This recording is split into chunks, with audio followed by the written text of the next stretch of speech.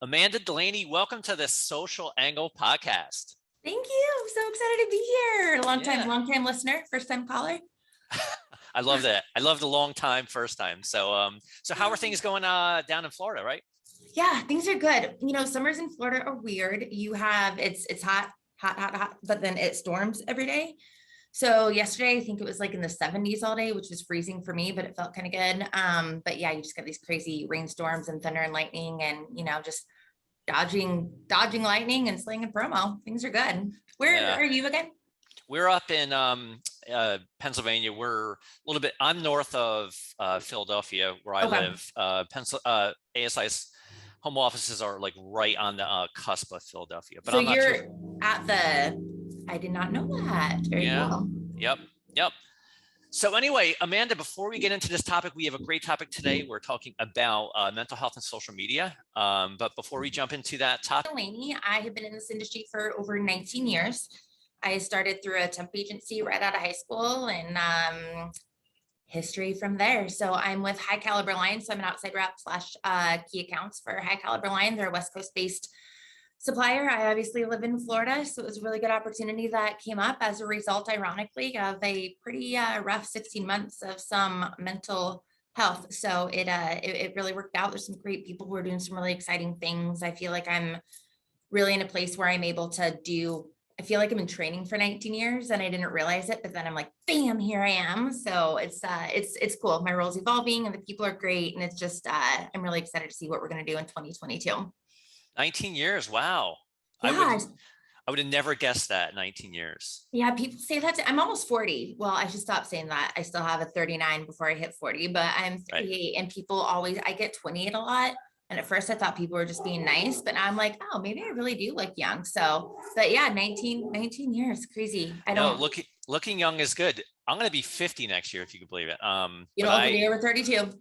but I, like everyone says, oh, you look younger. I'll take that. When I was younger, I wanted to look older. Now that I'm older, I'll take looking younger. I know, So right? You always want what you can't have, but that's right. yeah, industry's changed a lot. It's cool to be a part of the industry now as it's kind of, evolving and changing. I think the pandemic kind of threw a lot of us into what we've been trying to do for a long time is really Right. that story selling and message-based branding and whatnot. So yeah, it's fun, but I'm not going anywhere. The Secret Society promo is my lifeline. I love it. Same with me. I've been in this industry 13 years. I love it. I'm not going anywhere. Nope. So If you try, it'll suck you back in. It's happened. There's case stories out there. It's a yep, real thing, guys. absolutely. All right. So Amanda, let's talk social media and mental health. So Yes. the positive aspects of social media are well documented. Connectivity, you stay in touch with your friends, your family, networking, education, learning. But the negative aspects of it can be like really debilitating. Can you give us some examples of the negative effects that users should be mindful of? Yeah, definitely. And I think the obvious is out there. You compare your life to other people's, and I'm not saying that's the obvious or you shouldn't feel like that. Your feelings are valid, however you feel. And I went through a phase where I think it was about 5 years ago. Danny Rosen had actually posted something on social media about. It was right before social media really started.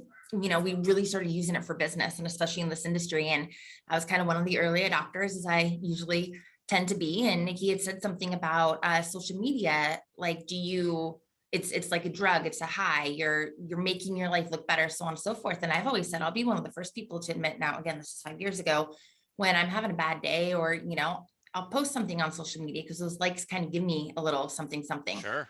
Fast forward a few years later, I I feel like I got dependent on those likes without even realizing it. You know what I mean? So that whole, it's kind of like a drug. It really does just like suck you in. And about 2 years ago, all of a sudden, I'd probably say about 6 months before the pandemic hit. So yeah, right about 2 years ago, I started realizing that if I didn't have something to post on social media, I'd get anxiety. It was no longer about that I needed so many likes or, whatever. It was just, I felt like I posted all the time because I had done that for so long to get me through some kind of down in the dumps Sure. days, depression, sadness, either or. And all of a sudden I realized that I would get anxious if I didn't have this big story to put out there, if I didn't have some bad story to flip a positive on. I've been very public about my life. I've been very public in the industry about my struggles with mental health and depression and anxiety. And I'm in a great space now where I feel like I can talk about it freely and talk about how I've, gotten to the other side of it, which I call managing it. But it was a very weird time when I kind of connected the dots, and then I just didn't know what to do. Right.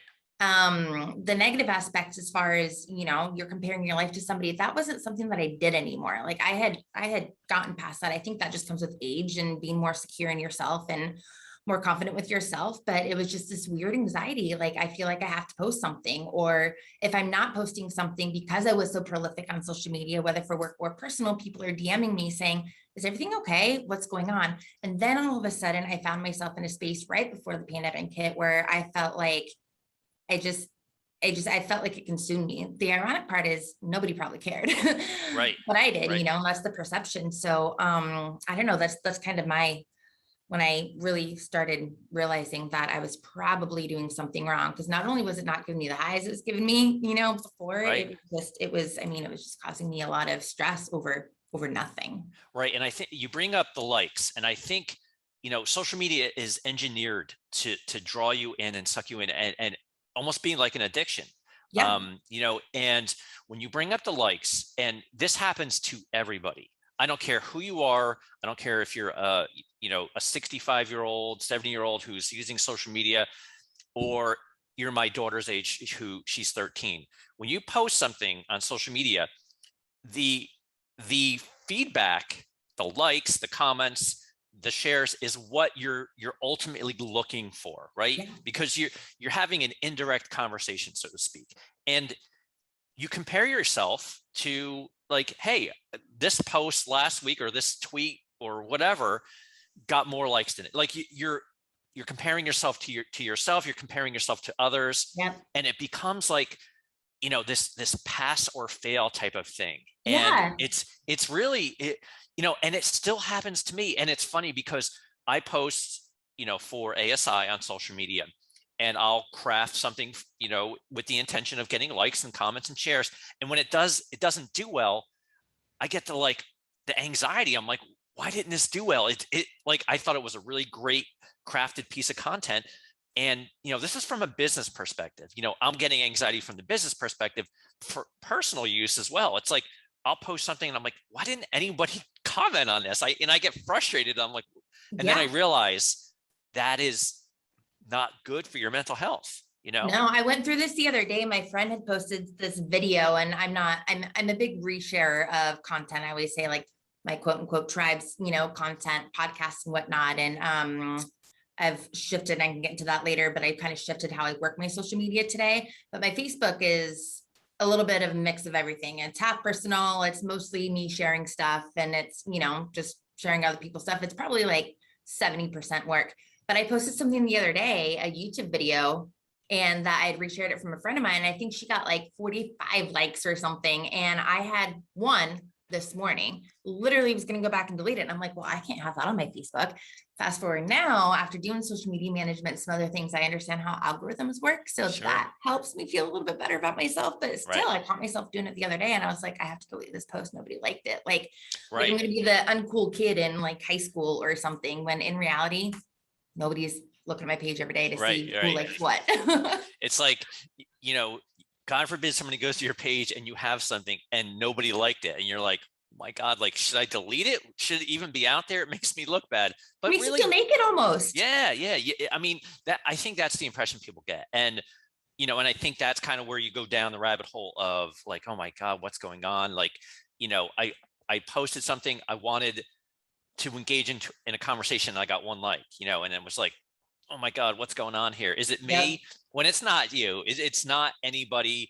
Like, it's just social media. That's, you have to just take yourself outside of it. It's like, nobody engaged with it. So what, so we bring up inadequacy. There's clearly the feelings of inadequacy, because social Yeah, media, definitely.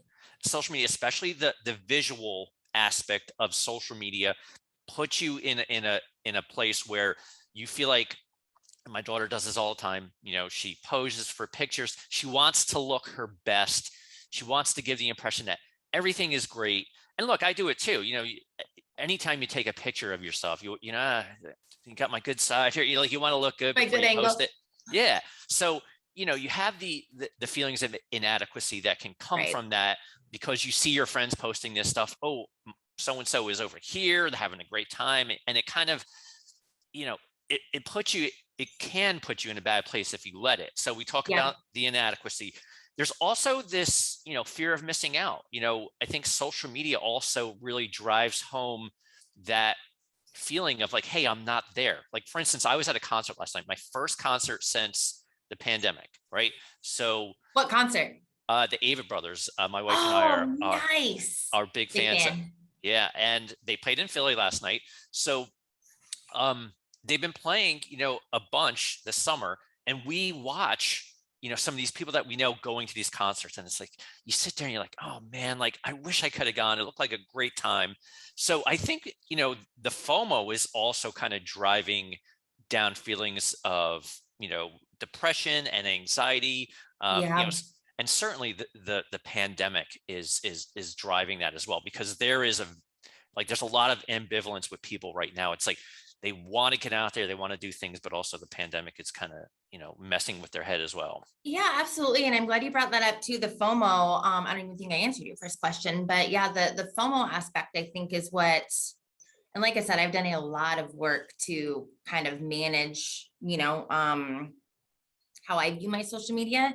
But I've run into that before. I still run into it sometimes, where it's a group of friends, and this is a lot in the mostly in the industry, because I've been in this industry for 19 years. So people on the shows, you see people at a trade show that you just don't work, right? No big deal. It's not your territory. You don't work it, but you see all of your friends and you're kind of like, oh, I'm missing out.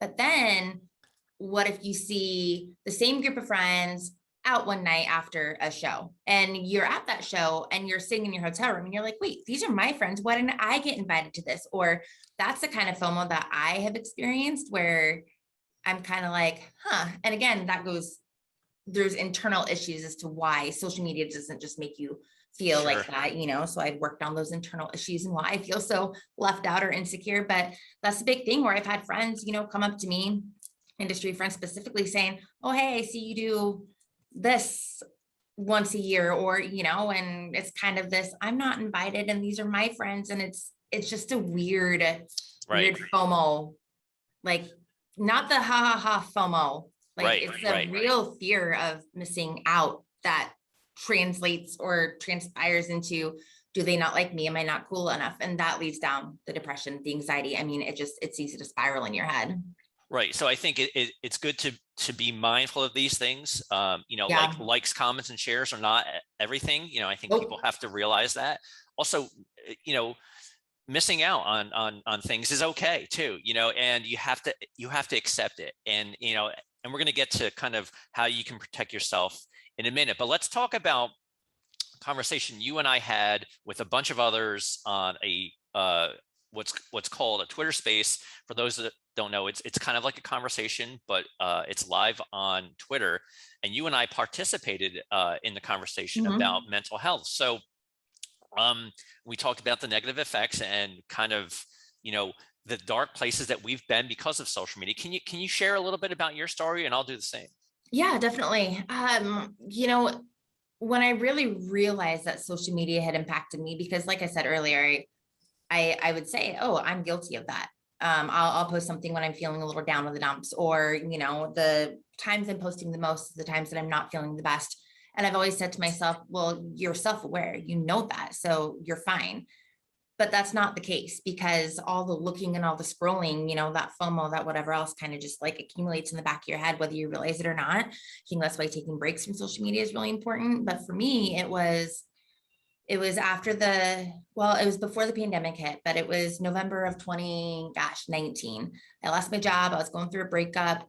I wasn't stalking my ex-boyfriend's like Facebook page or Instagram page or, anything like, but names will pop up. And then depending on the kind of day you're having, you'll go down that rabbit hole, you'll click this or you'll click that. And they take you down rabbit holes you don't want to go down, Sure. and I've heard a lot of people say they need to disengage from social media because they don't breakups in personal relationships, or, I've had a best friend breakup before, and that was even kind of harder to watch, that person with my friends. Sure. And I start to feel all of these things, but it can really, really take you down a bad path, because everything we just said about that's not reality. They're posting the best filters. We all use filters. We all use our good site. You know what I mean? But that's not your reality anymore. When it's all back there, like, you know what I mean? Right. That just becomes your reality. And then for me, before I knew it, I was like, and then the pandemic hit. I'm out of the industry. I don't know what I'm going to do. I moved back home to Seattle. I'm somebody who's battled depression and anxiety for over a decade of my life anyways. And I had got myself to stop posting about like what I was doing when I was doing it. I was going to go dark like Taylor Swift, right? Right. And then I realized that didn't work for me either because of the FOMO. So there's really kind Sure. of no win. So it was just, it was seeing a lot of my friends trying to push through this pandemic together. And I'm sitting here kind of like faking it until I make it, right? I was working Right. for a distributor I started in the industry with, but I was just getting paid cash on the table. I was posting on social media like I was doing a lot more intentionally because I wanted to stay in the industry as much as I could, because I knew I wanted to come back into it. But that became like a full-time job, just trying to keep up, you know what I mean? Yeah. Yeah. Totally. And that's just when I really started doing some digging as far as why I'm feeling the way that I'm feeling, and why social media is just not, I needed to flip my script on how I use it, I guess. I Yeah. don't know if that answers your question, but No, it does.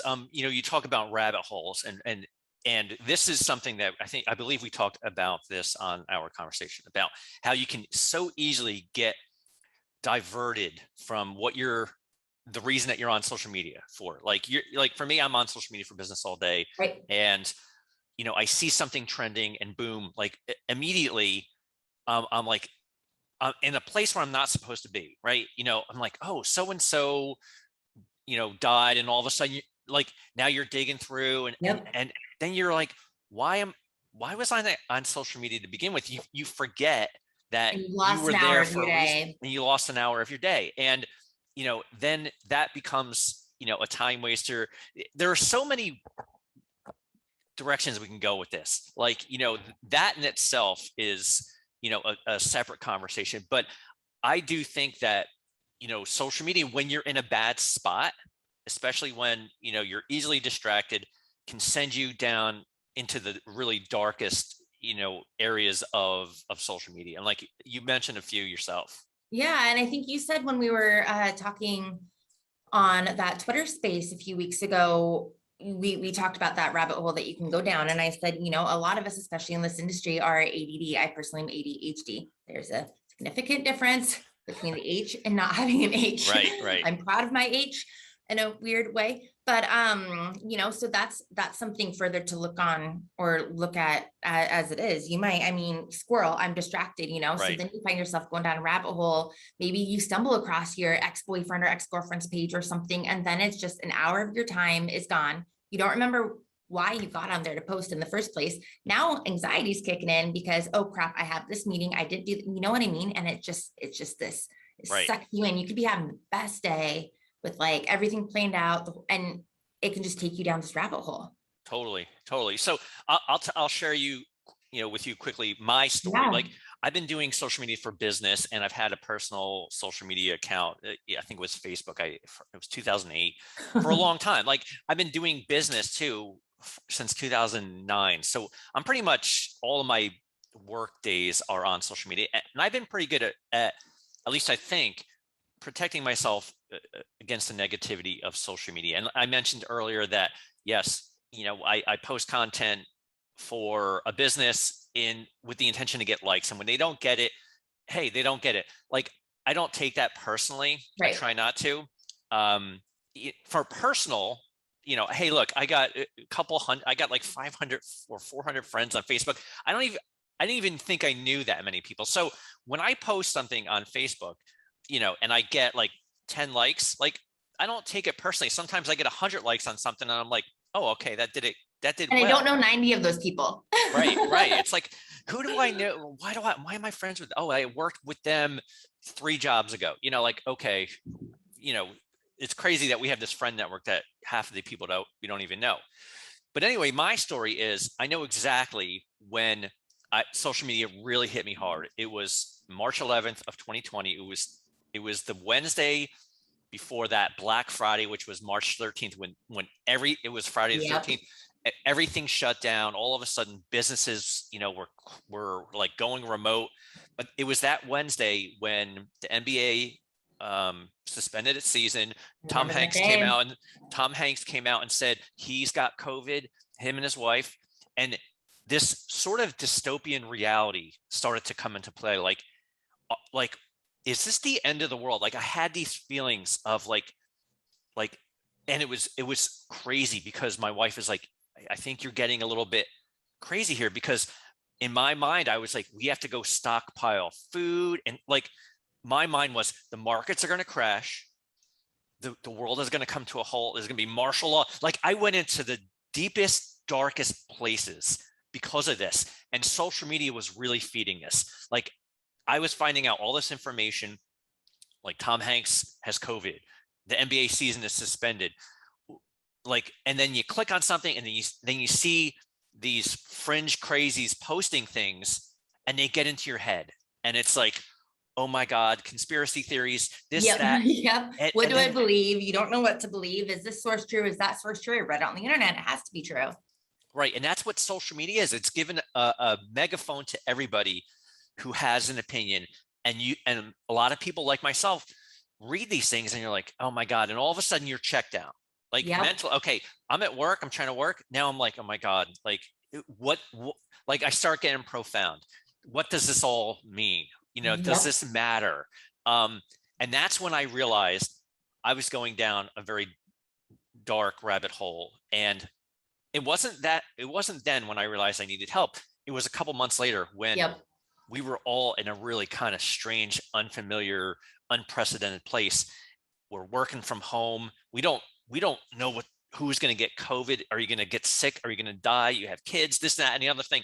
And then I was like, I need to see somebody. I kind of like, that's like one of those things. It's like, do you want to talk to a therapist? Like if you don't talk to a therapist, you're strong. You're a strong person. No, no. I was I realized that I needed to talk to somebody, and I started seeing a therapist, and I started taking medication, and slowly but surely I started to get better. I started to realize, like, I can beat this. I can detach myself from social media and take myself outside. Like, yes, are we up against some challenges? Clearly we are, even today. But during that time, it was like, it was all doom and gloom for me. And I was able to kind of unravel myself out of it. So, Yeah. and I thank the therapy, and I thank, the medication.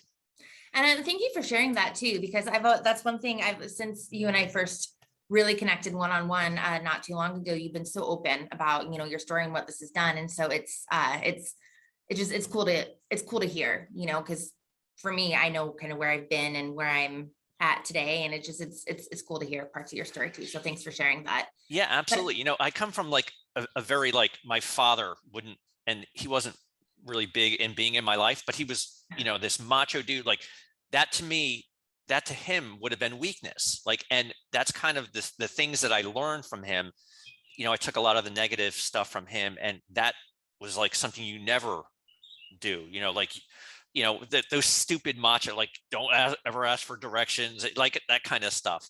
It emasculating that's baloney. Like, it like is. when you have, you know, resources available to you to help you get through something, Yeah. you know, and look, I wasn't resistant because of that. I was resistant because I thought everyone's going through this. Everyone's having the same feelings. But then when I saw Why are how, you so special? yeah, why am I special? Why do I deserve this treatment? Then I realized, hey, we have the insurance, I'm going to try this out, and it's worked for me. And I'm so happy to hear that. I'm in the process right now of finding, a new therapist. After the last year and a half, I have a lot of new things that I need to work on. I kind of was in survival mode for 16 months and nobody really talks about on social media. Right. Like, trust me, I have looked, nobody really talks about what happens when you get to the end of survival mode, when you've been living in chaos and survival mode for so long, when you get your life back. I have the house, I have the job, I have the, what what next? And so that's been a whole new wave of anxiety and depression and motivation. And that my last therapist took me as far as she could. So I'm trying to find a new therapist for that. But finding a therapist who you want to talk to, first of all, is super important. And I'm sure your therapist has talked to you about this too. For me, I learned through therapy, my years and years and years in therapy, it's the things that I'm seeing on social media, they're triggering something inside of me, right? I have FOMO and feel left out because of some insecurity that probably stems way back to my own daddy issues, right? Sure. Kidding, not kidding. And when I was able to go through therapy, it was actually rehab when I went to rehab. After that story's been out there, but after I lost my mom, I, kind of world fell apart, chose to handle that very poorly. And I went to rehab and got the help I needed and was in the program where, working the steps, they talk about really breaking each situation down to finding your part of things. That is what has been able to help me kind of manage my social media now, I guess. As far as I think we talked about this last time too. I've always been very proud of the fact that my work life and personal life are very intertwined. I Right. wouldn't want it any other way. I think a lot of us in the industry say that, until my personal life and professional life were too intertwined. And it's like a slippery slope. It's like addiction, right? You don't realize that you need help until you're at rock bottom. I didn't Right. realize that social media was playing such a big part in everything. It's like it gave me, because my work and personal life were so intertwined, I didn't know which was which anymore. I didn't know what channel I was posting on, who I was posting it for.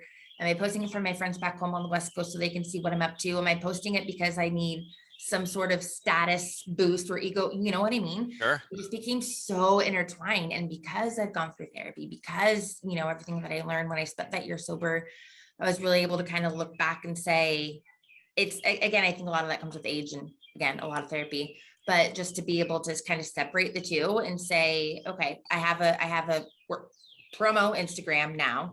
It's not tied to one company. It's Sure. not tied to, it is my Amanda in promo.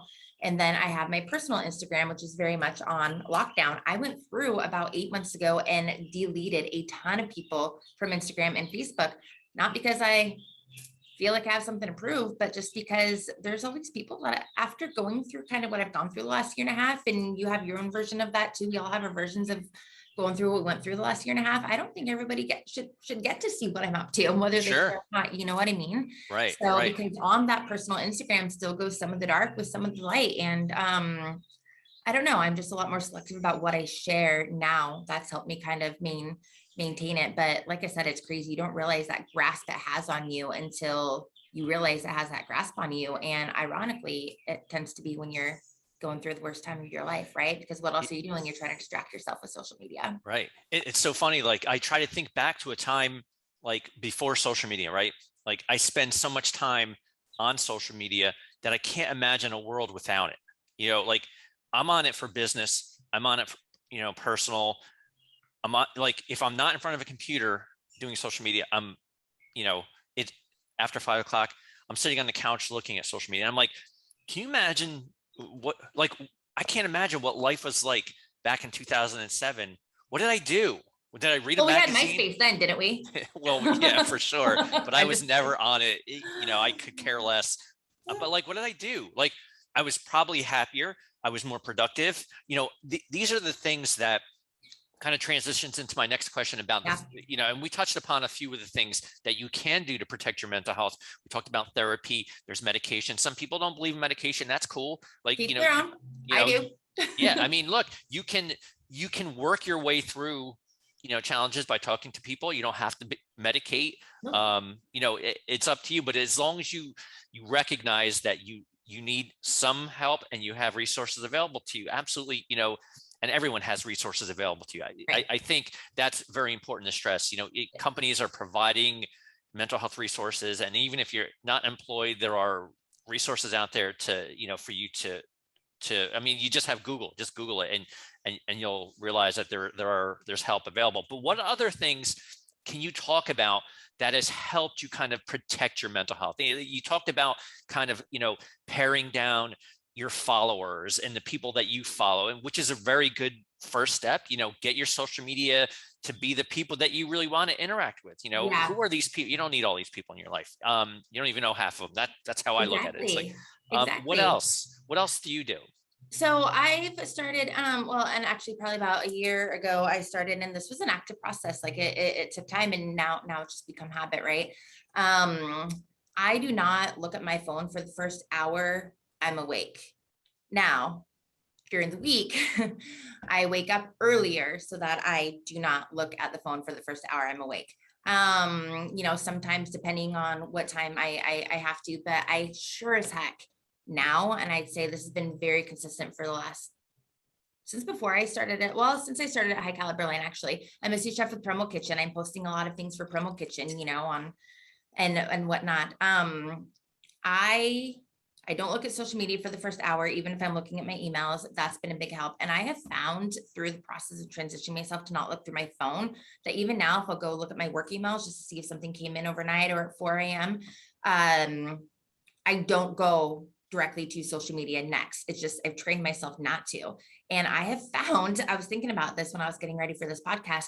I was trying to track it back to see if I could remember some instances where I was like, oh my gosh, yes, I'm happier because, and I can't remember a specific instance, but it has been about 6 months where I just don't feel this weird stress. So just taking breaks from that. I don't scroll through my social media nearly as often as I used to. If I'm going to, it's a very conscious decision. Like, okay, I'm going to take 30 minutes today. I'm going to go through, I'm going to like things on my LinkedIn. I'm going to shake up some algorithms. I'm going to share some promotional content. I'm going to, engage as Promo Kitchen on people's Facebook pages. And even that's more work than anything else, right? Right. I stopped caring about, I stopped needing to take so many pictures when I was out. That's another thing too. And that's a hard thing for me because I love pictures, but I would notice that I would take photos when I was out with friends or out at work and then right that second had to post them to social media. I just started carving social media time back into my life, if that makes sense. A No. half hour here, a little bit here. Today I'm kind of going to scroll through, or you know what I mean? But other than that, I've just trained myself to not. Yeah, I love that answer. I love a couple parts of that answer. One, the whole first hour, brew some coffee, read some emails, stay away from social media, meditate, do something, stay off social media. Like train yourself to do that. I love that answer. Also, I really love what you said about less pictures, less like I see groups of people together, and especially younger people. And look, older people do it too. Groups of people, they're sitting at a table at a restaurant, they're all on their phones, right? Probably because they took a picture of their food and now they're all posting it on social media, right? That's a very, very common thing to do. Yep. Now, if you don't do that, you have more time to engage with your friends, family, whoever you're with. I think it's more of an enriching experience, overall, than to have to sit there and worry about how many likes you got on your steak dinner that you just ate, Yes. and I think that's a really great point. And in fact, I'm going to take some of your tips and I'm going to try them as well, because I'm guilty of the first thing I do in the morning is go to social media. Boom. In fact, sometimes I wake up in the middle of the night and I'm like, it's hard to get back to sleep. Boom. I pick up my phone. It's right there, and I'm like, that is so unhealthy. Like, not only is it going to mess up with your sleep cycles, and you're not going to be as refreshed the next day, but also there you are, like looking for likes and comments and share in the middle of the night. Or just seeing what other people are up to. And I'm like, I don't care what these people are up to. It's and not that I don't care. I'm actually kind of a very nosy person and I really like to be in the know on everything. And that's why you'll see like some days I'll go through social media and it's like, I'm commenting on everything. But that's because I've carved out time in my day. Like I'm going to spend 30 minutes. I'm just going to go see what everybody's up to in the world of promo, in the world of, when I'm posting things on social media for work, I post it and then that's it. Like, I Right. don't even, and again, I've read The Power of Habit like 4 times. Actually, I'm in the middle of reading it for the 4th time. So it's been a lot of active work to do that. But my anxiety is, I didn't realize that I felt like I had so much to prove, good or bad, to people. I didn't realize how much I felt like I needed to be heard. And I've always Right. liked to be the center of attention. I have a lot of opinions. I like to share them, but heard in a different way. You know what I mean? I didn't Sure. realize how much I was longing for these things that I was finding on social media, instead of taking the pictures of my girlfriends out at dinner, taking a bunch of them, and then I put my phone right back in my purse and I hang out and I engage in the Right. conversation. And maybe I do a photo dump at the end of the weekend because, hey, I love putting that stuff on social media. Don't get me wrong. I'm very pro social, but it takes up so much time. And I find myself now, I don't know if that's an age thing too, getting so frustrated. Like you take this picture and then, okay, the evening or the day or whatever stops for 10 minutes because you're finding a filter and what caption am I going to put? And, Right. and it's not, I've really learned to appreciate being present. In the moment. Right. Um, yeah. And I think I've worked through enough crap on the Right. mental health side to appreciate that I appreciate being present right now. Certainly. But Certainly. it's also it's helped. I don't feel a need to just like, take a photo and dump it, or you know what I mean? Now, Absolutely. ironically, I take it more personally if I don't get likes on my promotional product that I'm posting than something personal, because Right. that I'm in a place now where it's just like more for me for the most part. But the promotion, I'm like, that was a great angle, or I did a great editing job on that, or why doesn't anybody like this? I Right. Right. customized the catalog for you, put it on Right. Facebook.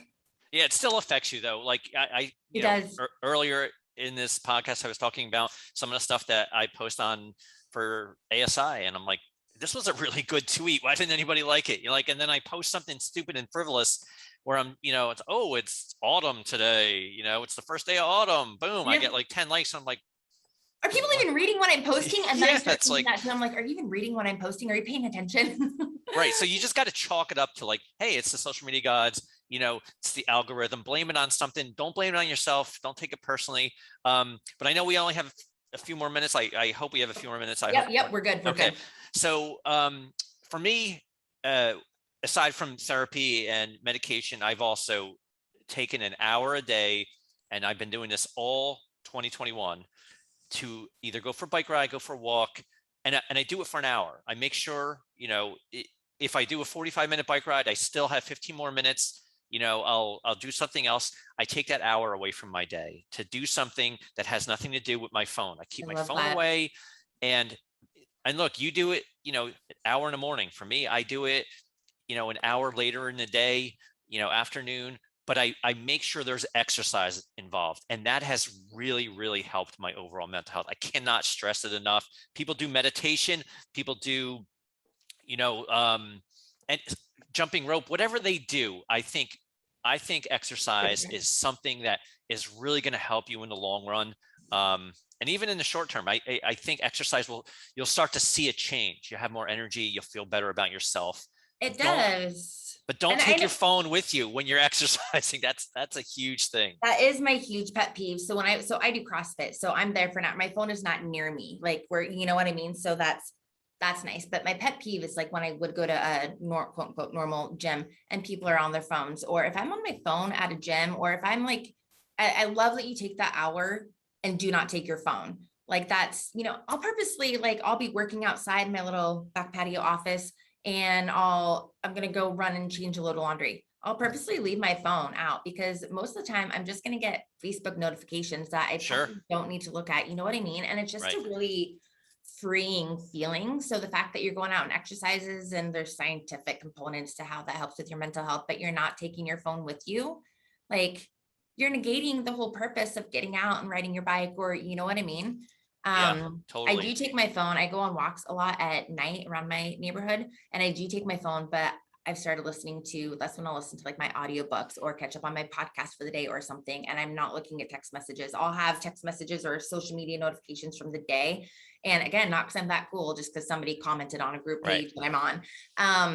And I won't even look at those before I go. And it's just, you know what I mean? It's just Yeah, really weird. totally. And look, the only reason I take my phone with me when I exercise is that I track my exercise with the app. But I That's a don't, great reason. yeah, and I don't. And don't get lost Well, yeah, that too. If I get lost, then if I you're get other running. problems. But anyway, I'm like, I track my exercise through an app called Strava, and to me, I don't look at it while I'm riding a bike or walking. I just do my exercise. So that is. Oh, I'm sorry. Go ahead. Oh, I have a question for you. Sure. This is not scripted. Have you found that is this, so you've been doing it all of 2021, and I know you mentioned publicly that you started therapy last year, right? Well, it was the end of last year. Yeah. So into Do you this think year. the two have gone hand in hand? Like, do you think that going to therapy and the medication, just finding your journey through your mental health story, do you think that has allowed you to care less about the social media from the personal standpoint? Feel I like they kind of do. go hand in hand, maybe? I do. I think I'm so. I think curious. the social media, um, the anxiety and the depression that has come with the social media before I actually was, doing the therapy and the medication was more acute than it would be now. So I still get those pangs of like Mhm. what the hell went wrong? Like, why didn't anyone like this? Me And I'm too. like, but they're not as debilitating as they once Yes. were. Like, to me, I feel like, look, we had a lot, like last year was terrible for everybody. Yeah. Yeah. And just having to think about the what ifs and, where's life going to be in 6 months? Everyone was kind of dealing with that. And then you Yeah. throw in social media and the angst that created from the conversations I would follow were the most debilitating thing for me. Yeah. But once I started to take measures to help myself, I started to realize that I wasn't seeking out these conversations anymore. I was more focused in what I set out to do on social media, Yeah. and therefore I wasn't. And even when I went down those rabbit holes, I really didn't find that they were as Satisfying. As if satisfying. they were before, but you know what I mean. Right, like they weren't as appealing to me, and I Yes. didn't really find that the conversations weren't impacting me as they once were. Like, hey, like eh, people, like I said, people can say whatever they want on social media, and you have to be able to understand what is real and what's like people just looking for a rise on of others. So, and that's kind of what a lot of social media is. People are just kind of like, the anonymity, the keyboard warriors, that they're looking to get a rise out of a lot of people. And I Yeah. find I'm not affected by that as much. Good. I love hearing that. Yeah, that's kind of where I'm at too. So we have a few more questions and a few more minutes. I just wanted to kind of touch on a few others. Now, when it comes to network, it seems like there are certain social media networks seem to be worse than others. Like, which social media platforms do you find to be the most? And I hate to say everyone is, everyone's different. But which Right. ones do you find to be the most toxic for you? And I'll also tell you, the Yeah. ones. Ironically, it's my favorite platform, and it's the one that has well, Facebook was the most toxic for me. Facebook, that time that I was talking about when I realized that social media was impacting my life negatively, Right. very, very negatively. And not even affecting me negatively. When I realized that it had more of a hold on me, I think than I thought that it had. It was Facebook, because things will just pop up. Like I said, I can unfollow people if I don't want to read their political rants, or you Sure. know what I mean. But somebody tags them in something and they pop back up, and it's you don't find that on Instagram.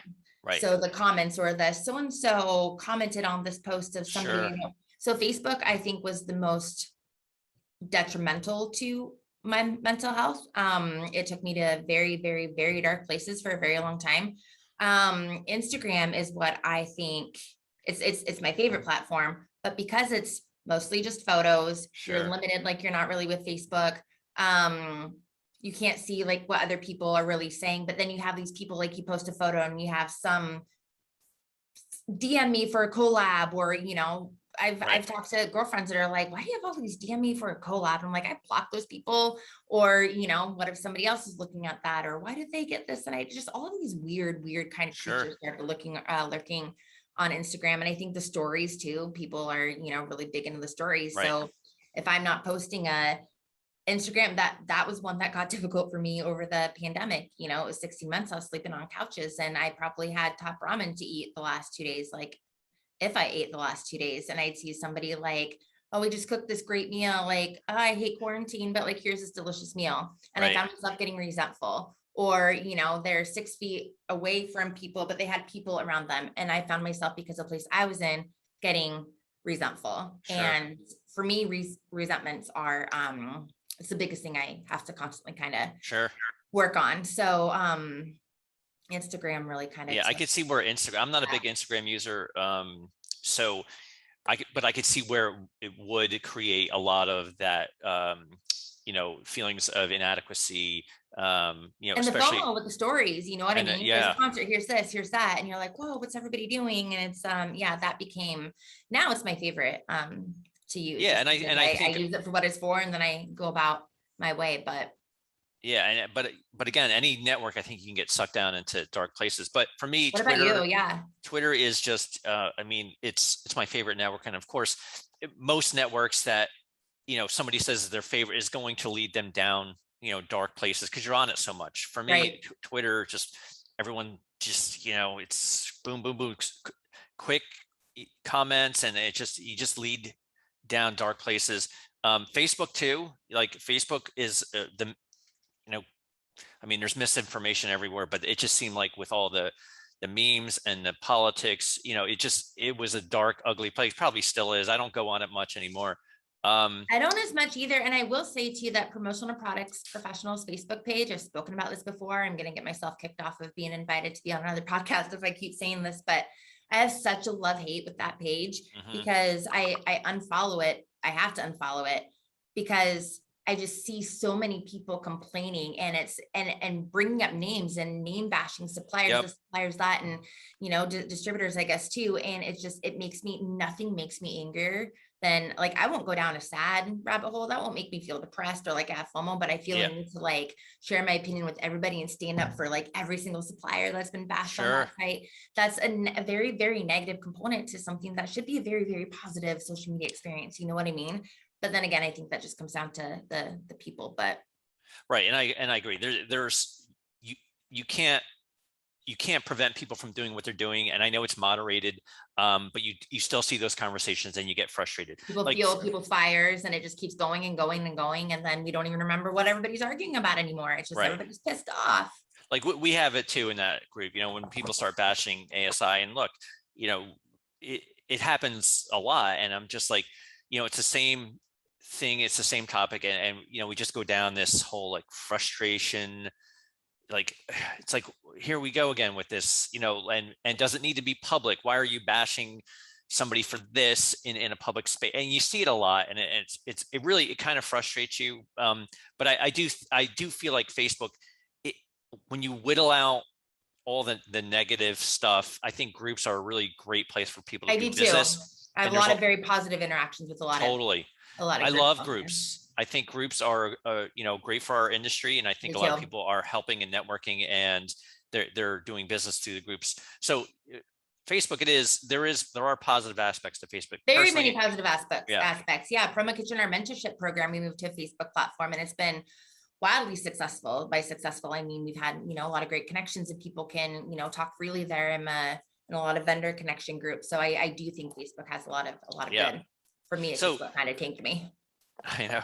Well, Facebook, yeah, love-hate relationship. I think a lot of Yeah, people have that with Facebook. So, we talked about the bad networks, or the networks that have potential to send you down into dark places. What about positive networks? I'll start with one. I think yeah, LinkedIn is a really, look, people are on there for business. Yes, they're networking. I think everyone is more buttoned up on LinkedIn, and they're really interested in doing business. There's a, there's not, it's not completely without its negativity, but I right. think it's like an uplifting network. I go there, and I go there so little, and I feel bad because I'm like, here's my answer. I should just go to LinkedIn every day and spend more time there. But I feel like I rarely see anything that's crappy or negative, and I feel like that's a network that if you're going to spend time on, spend it on LinkedIn. I agree with you. And I'm glad you brought that up because that's one that I've been trying to get more involved in. I have a couple of friends who just started FlexPoint in the industry, and they're helping people boost up their LinkedIn. And I was like, I'm like, you guys made LinkedIn sound sexy. Like it's appealing, like when you're like using it the right way. But yeah, I feel like that's kind of like an adult Facebook, right? Like Sure. you Yeah. go and it's good vibes and it's kind of just the, I don't know, it's like my bougie Facebook or something. But I'm trying to Right. get more involved with LinkedIn too, because I think it's got a lot of great information and I think people really pay attention. I don't get any likes on anything I post on LinkedIn. So pushing through that's been a little tough, not gonna lie to Yeah. you, Becky. But I'm You working know, on it. when I post, the rare occasion that I do post, very little interaction, but I do think that you have to kind of really build that up. You have to be more consistent on Yep. LinkedIn. You have to really also engage yourself on other people's content. Yep. Start building up more of a presence there, and I think you'll start to see your content get a little bit more engagement. You can't just like randomly post after 6 months and expect, a I hundred get 80 likes. likes on Instagram. I should have the same on LinkedIn. It doesn't I've work made a like lot of that. great connections on LinkedIn so far, though. Yeah. I have met some really, yeah. So I do love that for business. So yeah, I love LinkedIn. So I know it's like we're a little bit over here, but we can probably talk forever. But um, so before we go, do you have any final tips for people looking to protect themselves from negative effects of social media?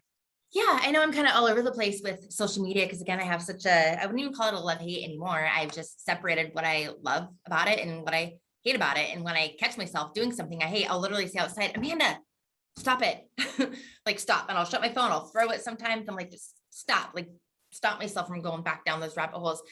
Yeah, I think it's just just limit yourself. Your social media for me anyways, my social media is like a digital scrapbook of my life. It's a connection so I can talk to people in my life that make me happy, that I hopefully make happy. And it's for business. And I'm talking to my customers all day, every day about utilizing social media to grow their business. There's so many great components of it. I think going completely dark off of social media, if you're like, well, screw this, I'm just not, no Facebook, no whatever. For me, it was an active, every day I was like, oh, I took myself off Facebook, or I'm not looking on Facebook because, ABC. And then that almost becomes a chore where you're all up in your head. You know what I mean? I think for Hmm. anybody who wants to kind of escape the negative things, just remember we're all using filters. We're all posing with our best angle. We're all posting the best meals we're eating. You know what I mean? And then even the people that are posting, I went through this, or I had kind of a hard time. It's that outlet. It's therapeutic for them too. I've done that before where it's really therapeutic for me just to talk about my mom who passed away and just share some things out there. But it's just removing some people. You don't have to unfriend people and be all dramatic, but just like unfollow people, mute people. The snooze for 30 days has been a great thing for me, not because I don't like anybody on my social, but just if, it 100%. just kind of mixes it up a little bit. Just remember that your social media is for you and hopefully to grow your business. And it doesn't matter what other people think of your social media. It's your lifeline. It's your digital footprint out there. And if you're not getting a lot of likes on your business social media profiles, and maybe we should talk to some people and help you step that game up. But at Right. the end of the day, your social media really is just for you. We're all going through the same stuff. We're all battling the same demons. Some of us Right. just use a black and white filter instead of a full color. I love what you brought up about the tools, and that was going to be my last point. Like, if you have to be on social media and you're still prone to the addictions that took you into the dark places, there are tools like Google how you can protect yourself while you're on social media, like Facebook you mentioned. If there's somebody who's posting really stuff that triggers you, you can silence them. You don't have to unfollow them. You can mute them for 30 days. And I use that a lot during the election time. Yep. It was very polarizing. And I didn't want to see a lot of this stuff. So I was able to kind of put myself in a better position so that when I went to my feed, I didn't have to see the stuff that triggered me. And And I that's not think, about the person, that's about the content, right? right, So that's another thing too. I think social media, it's not personal, guys. right, It's everybody uses it their own way. It's not right. personal. So you take the resentment you would feel towards this person who posted it away because you're not going to see it. So I think Exactly. that's really how you have to kind of engineer your social media to be the place for the things that you want to see. And you can Yeah. do that. It takes a little bit of education and learning and understanding how it works. But it's out there. Social media has a lot of settings. It doesn't matter what network you're on. You can kind of train your feed to be what you want so that Yeah. it helps you. It's supposed to be making you happy. Like Right. social media is something that's supposed to be, making you happy or something fun, a distraction. It's not supposed to bring you down. And just like anything else in your life, if it's something that's bringing you down, nobody's telling you have to be on social media. Take a Right. break for a few days. Try not looking at it, a little bit kind of throughout the day. Facebook's become Absolutely. fun for me again because I don't look at it that often. So it's like this whole new, I'm like, oh, they had a baby. I didn't know this was happening. Where have I Yeah. been? Then the FOMO starts. No, I'm just kidding. I know. I just posted for the first time in like a couple months the other day, and I was like, oh wow, I got like, a notification. I was like, this is weird yeah. because I don't have it set to get all your notifications, but it said it's posted for the first time in a while. And I was like, are you watching me, Benny? That's so funny. But all right, Amanda, this has been a great conversation. I'm so glad we had it today. Before we go, can you let people know how they can get a hold of you? Yeah, definitely. So I am on Instagram at that promo life. If you're my friend and I like you, at AJ Laney 919. My Facebook is AJ Laney 911 or 919. And then LinkedIn is just Amanda Delaney -MAS. I do not tweet. I've heard that's a rabbit hole that I should go down when I can't make it to CrossFit, but Yeah. those are the three that I'm on. So yeah. Well, thank you so much for your time today, Thank Amanda. you for having me. Absolutely. And we'll see you next time on the social angle. Thanks, guys.